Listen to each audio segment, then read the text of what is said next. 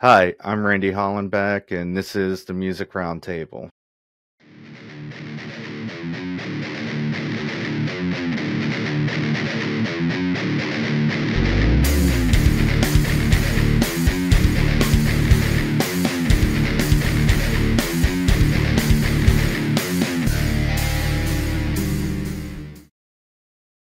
Today on the show, we have Seth from hard rock band Widow7. Hey, how you doing? Thanks for having me.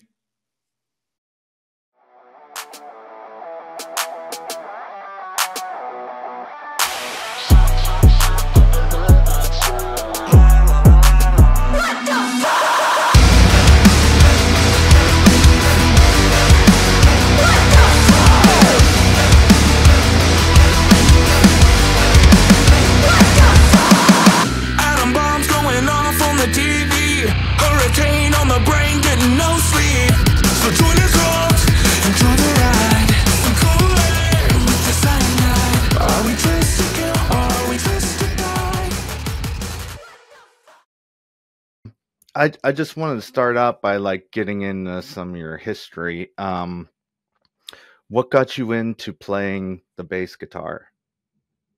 Oh man. For me, I actually started out as a guitar player. I played guitar in a band with the guitar player in Widow7. We were in a band together, toured all over the world. And then when that kind of fell apart, we were doing some demo writing and stuff like that. And I don't know, I'm just a performer. I love to perform. So the instrument doesn't really matter to me as long as people dig it and I get to do my thing on stage. So it was the easiest transition for me. I had filled in with some bands that we toured with on bass when they had something come up, or so it wasn't completely out of the realm for me. I'd done it before, and yeah, I just like to perform. So no ego and I have to play the guitar or anything like that. Okay. Well, what age did you start playing the guitar? I got a guitar for my 14th birthday. Yeah, it was kind of one of those things where you beg your parents and not to date myself, but this was like pre-internet shopping. So it was like out of a JCPenney's catalog. And I was like, please get me this crappy, $150 guitar setup. And yeah, it was off to the races from there. That was one of those things where they're like, if we get you this and you never use it or never play it, we're going to be so mad. And the opposite happened, where if I got in trouble or my grades got bad or whatever, they'd threaten to cut the strings on the guitar. So I'm from a small town where you can't just run down to the store and get some new strings. So if they cut those things, I was done. So yeah, it went the opposite, where I was obsessed with it after that. Do you remember the first song you learned? I remember the first few, actually. Yeah, I can't remember what exactly was the very first one, but there was Metallica, Enter Sandman, AC/DC, Back in Black, Cat Scratch Fever, Everlast, What It's Like, and Sweet Dreams by Marilyn Manson. Those are the earliest I remember, and writing them down on the sheet of paper, the tabs, so I wouldn't forget them and stuff like that. Are some of those bands like some of your musical influences? They were at one time. I was big into classic rock. I grew up in a semi truck. My dad was an over the road truck driver. So a lot of the times I was getting a couple weeks worth of homework and doing it in the truck. And really all you had was the radio to keep you occupied. You can only watch the same movies so many times over and over and over. But yeah, he listened to a lot of classic rock. So in that era, in the 8 to 12, age range, it was a lot of Eric Clapton and Boston and Foreigner, Journey, all the classic rock stuff. And then when I was coming into my teens, somebody showed me Pantera and Mudvayne, and some of the techniques they use were stuff I'd never ever heard before. And then I got obsessed with that. I had to learn every Mudvayne song. I had to learn Chimera songs. It was another one of those. I'd reached a plateau, and then I discovered this whole new thing, and I got re-obsessed with it. Okay. How did Widow7 form? Like I said, we the guitar player for my last band and myself, we were kicking around demo ideas, and we were actually hired guns for somebody's band. We did the guitar, bass, and then our friend who was a drummer, he was in on that too. So we were doing that, and we're like, well, we kind of click as like musicians, like we're all friends, and we seem to find a good common groove together. So we did more demoing, and originally we were going to do a cover band. Actually, there's a '80s hair metal band that does all covers. They're called Hairball. I'm not sure if you're familiar with them, but they do an amazing job. And we're like, well, we're the next generation, so let's do a '90s new metal.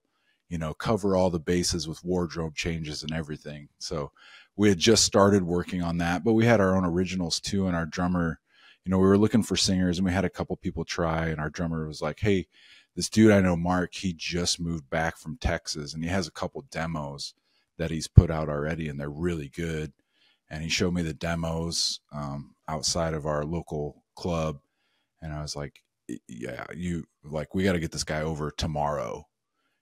So we had already learned his demos, we knew all their instrumentals and stuff, and we just had him come over to our studio and hang out. And we were kind of clicking, and we're like, do you want to play your songs? And he was like, what do you mean, you want me to sing in front of you? And I was like, no, we know the songs, so like, let's play them. He was hesitant at first because he didn't know who Jason and I were, the guitar player. He didn't know who we were really. He had heard of us through our other bands, but there's that level of trust you got to kind of build. And he was like, I don't know about these guys. But then, after we were like, we already know all your songs, he was pretty much sold. He's like, I'd be a fool not to like join up with these guys. And, it took off really quick after that. After we got together and started kind of honing ourselves as a band. Yeah, we went right to recording songs, and this was all during COVID too. So it provided the perfect opportunity of, there's no touring, there's no shows, and we were brand new. Nobody had heard of us. There was nothing out yet. So we took all that time during COVID of just getting really tight as a band and writing a bunch of material. So that way, when the floodgates did open, we hit the ground running. Okay. How did you come up with the name for the band, Widow7? That's more Mark's thing. He already kind of had it named, and we just kind of rolled with it. He had a logo in his head, in his mind, of the spider, lucky number 7, spider with 7 legs. He really liked those two aspects of it around, creating this imagery with the music. So, Okay. What city are you based out of? we're from Des Moines, Iowa, or Slipknotville, as we call it. They've renamed the town. Really? No, that's what we always say. Like, where are you from? Well, we're from Des Moines, but we all call it Slipknotville. But it's cool being from this city because they having heroes like them that came from your city. This smaller city right in the middle of America could become the biggest band in the world, and they set the bar so high for everyone behind them that there's been a ton of good music in Des Moines because your peers that you look up to are the biggest band in the world. Okay. I wanted to dig in a couple of your songs. You released Wake the Dead. And some of the background noise, there's kind of like an eerie keyboard sounding. It reminds me of something like Rob Zombie, and you even said you learned some Marilyn Manson back in the day. Is that something that you drew in for that song? Yeah, I would say a little bit of that. It wasn't intentional, but after we found that sound, we were kind of going, we wanted this creepy song. It was kind of Halloweeny, and that was kind of the rage at the time too. You had a lot of Motionless in White songs going big that kind of had that eerie Halloween-esque sound, and we were just going through like different sample sounds. We found that one, and yeah, after he laid down the line, the turn it up, we're like, okay, yeah, this kind of has a zombie vibe. It kind of has a Manson vibe, which, I don't know. We'll take those old school or older school kind of ideas or sounds and then intertwine them with everything modern that we have too. We draw influence from so many different things that it's been cool to see how people interpret what we put out. Like, oh, this kind of sounds like this or that, but it's all over the board, which is the best part. So it's not like they can't really particularly put their finger exactly on what we pull from when we do, because we just mix all these other elements.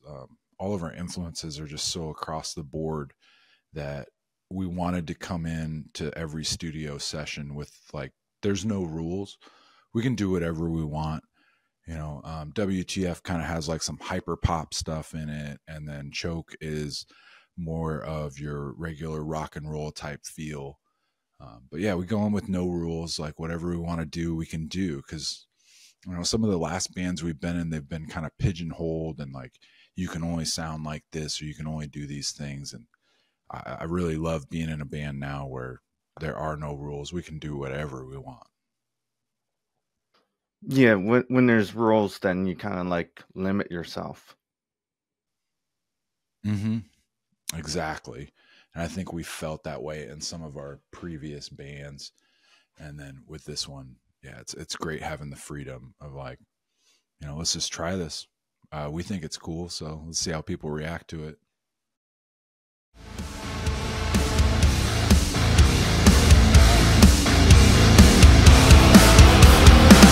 Turn it up. Turn it up. I come alive in the night from a dead sleep. Creeping while you're dreaming, watching static on the TV. Bad dreams find me. No matter where I go, they follow words, and everybody knows. They call me crazy, crazy. Go ahead and try to cage me. Never ever gonna medicate me. Hearing whispers in my head, loud enough to wake the dead.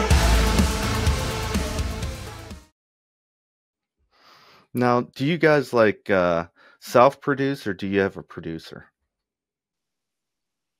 We do have a producer. We've used a couple in the past, but mainly Evan McKeever, originally from Ohio, now in Nashville, has been with us throughout our career. If he's not producing, he at least has a hand in the production or engineering. But yeah, he's been like an unofficial fifth member of the band, which we wanted to find. We wanted to kind of create this team that we could build with. Okay. The next song I want to talk about is WTF. And there's a line in there that like stuck out to me, and it made me realize kind of like the whole song there. It says, "Watch from the nosebleed seats."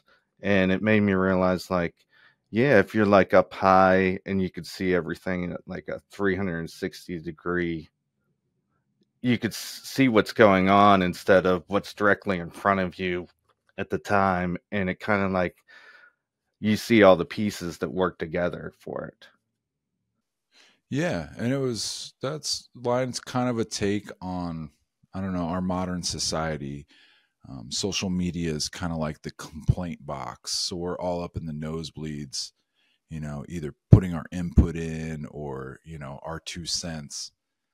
But we're just up in the nosebleeds watching the demise, but nobody wants to do anything about it. But we'll sit and watch, which is, I don't know. We like writing about things we observe and see, and that's, kind of what we see is, just the out of control way of the world, and either you don't have time to focus on it or do anything about it, or you don't know what to do. But we're just kind of sitting, watching people run away with, our freedoms, our money, everything. Yeah, there's like so much chaos that you don't even know what to pick first. Mm-hmm. Mm-hmm. Take a while, shake it off on a dead end. I roll with your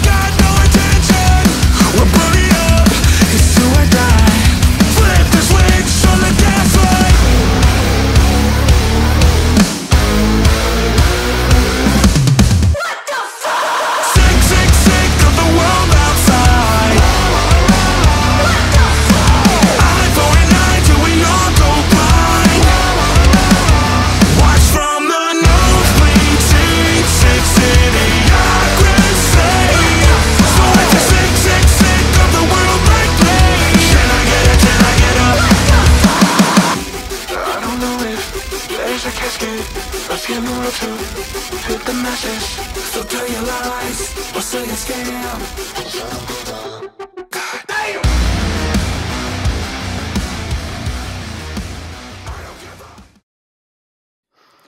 Okay. What do you guys got planned for this year? Quite a bit of touring for us. You know, we're still kind of a baby band, but we're getting out on the road as much as we can. We get, you know, amazingly, we get requests to come all over the country, and we do our best to get to all those areas. But yeah, we're in that kind of crawl before you walk stage, so we're just kind of crawling around the country. We have lots of new music coming out.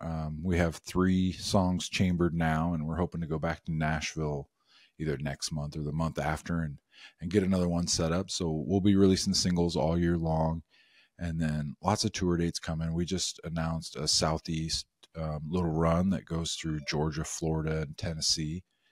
And then we have INKcarceration out in Ohio, the Danny Wimmer Presents Festival at the Mansfield prison where they shot Shawshank Redemption, which is awesome place to play. It's one of my favorite movies, so having that as a backdrop and just walking around the prison yard is pretty neat.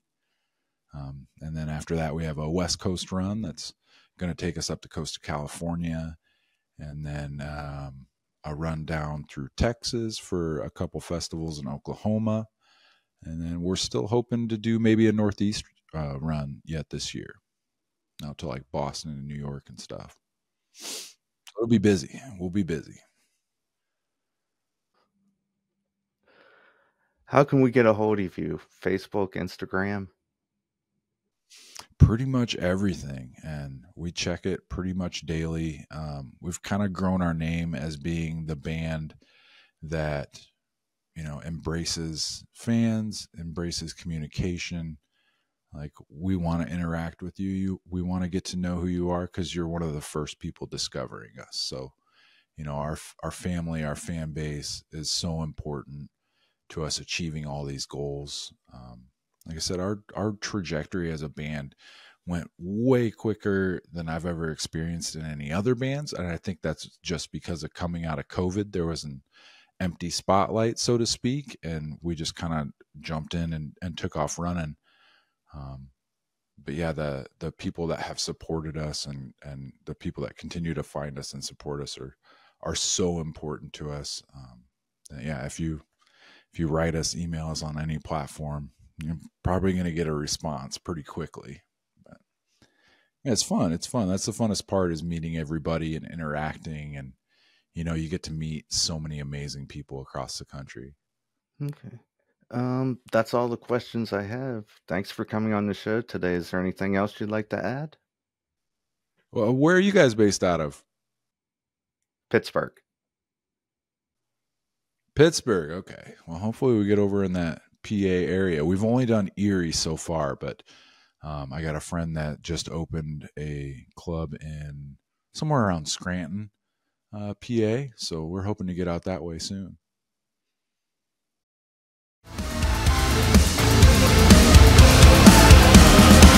Spend my days wide awake, trying to pick my brain.